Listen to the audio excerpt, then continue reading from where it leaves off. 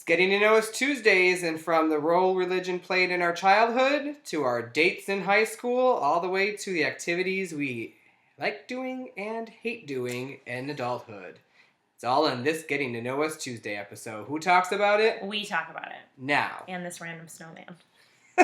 Our first prompt. Enjoy!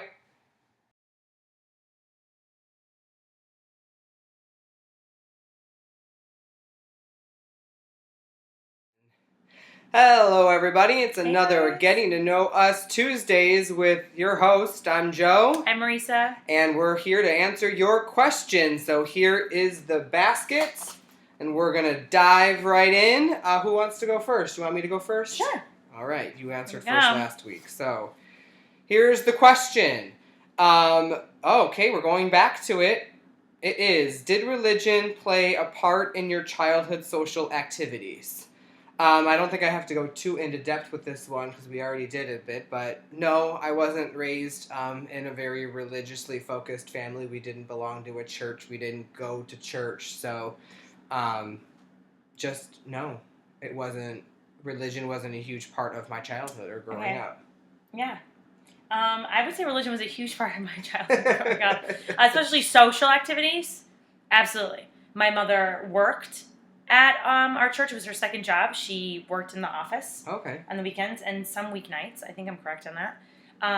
My mother was like parish council president. She did a thing called Cathedral Conversations while I was in, communion class and all my classes. I was an altar server.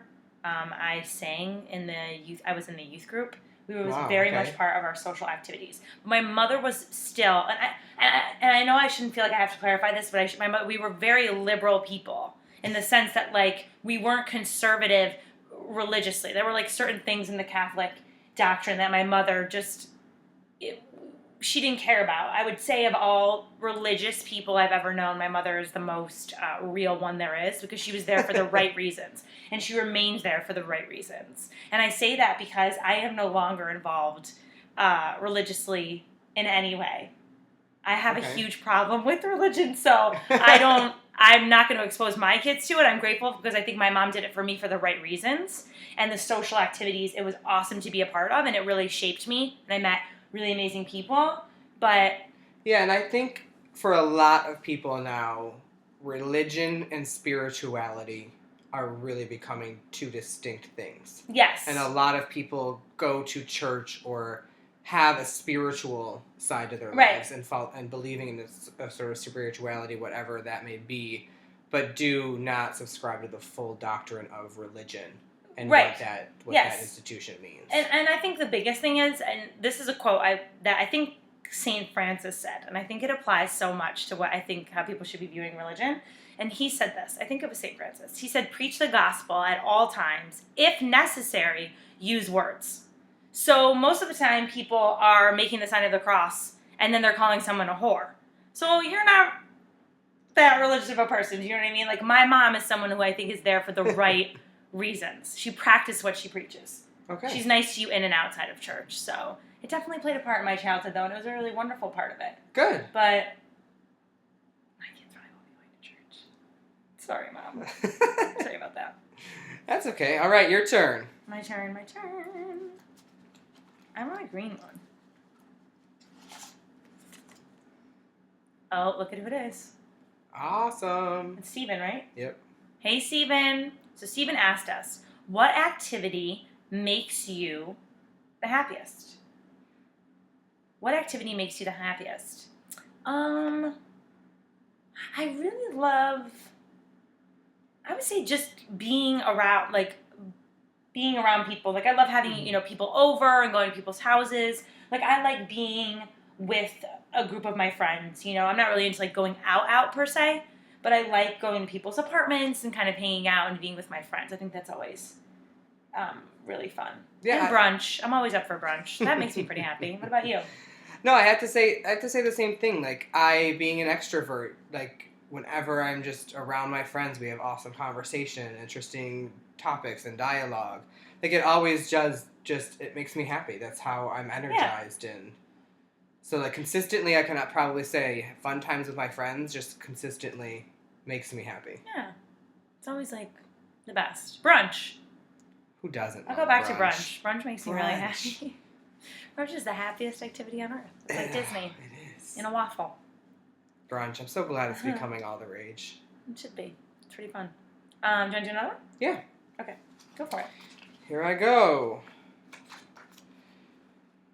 What was your best date in high school? Oh, good question. What was your best date in high school?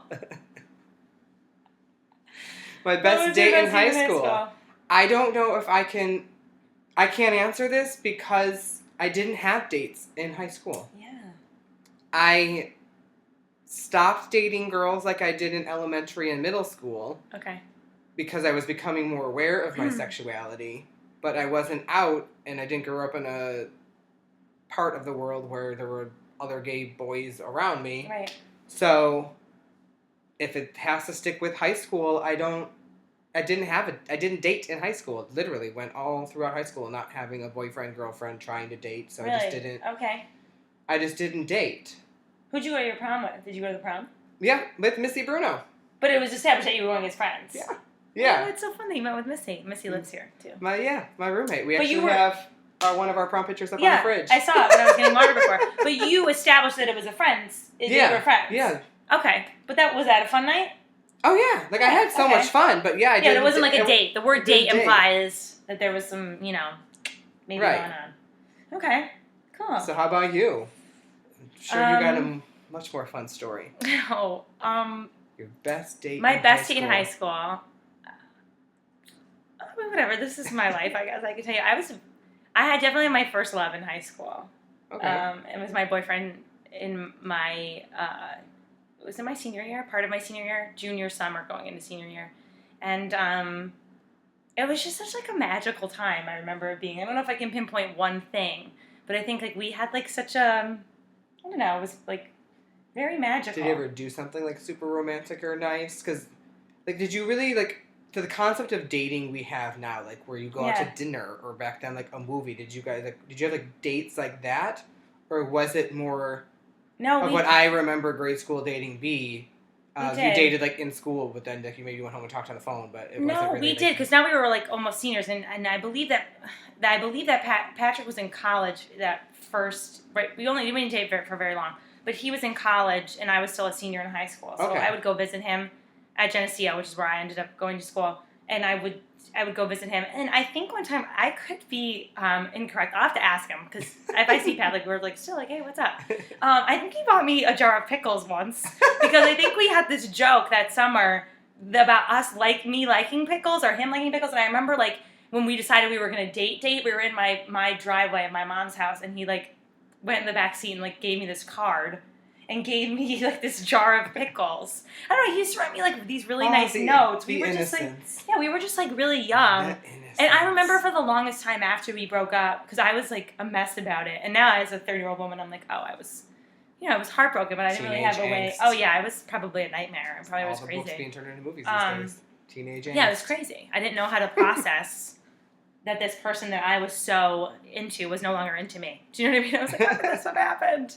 And I was a mess about it for a long, long time. And for a long time, I kept trying to get back to that feeling, that kind of feeling of that excitement, that kind of love. I definitely was on the search to find like what happened to it. Is it possible to have it back? And I'm definitely grateful for it, because it set a really nice standard for me of what I wanted someone to be like. Cool. Yeah. All right. The jar of pickles. Thanks, Patrick. I think you bought me a jar of pickles. All right, last question, and it's your turn. Oh, okay. Jar of pickles. I think it was a jar of pickles. Also from Steven, via the website. What activity do you hate to do? Okay. What activity do you hate to do? Hate to do. What do I hate to do? I hate... there's a lot of things that I hate. Okay, I'll tell you something that I do hate. I hate having to open my bank account. Like, I actually like managing my bank account. I'm very good at managing it, but I'm always like, here we go, because I'm always going to be like, what happened to this amount of money, or what happened to this? Like managing. Even though I like doing it, it's like I like the organization of it. I'm not at a place in my life where I open up the account and I'm like, hip hip hooray. I'm always like, oh, bleep.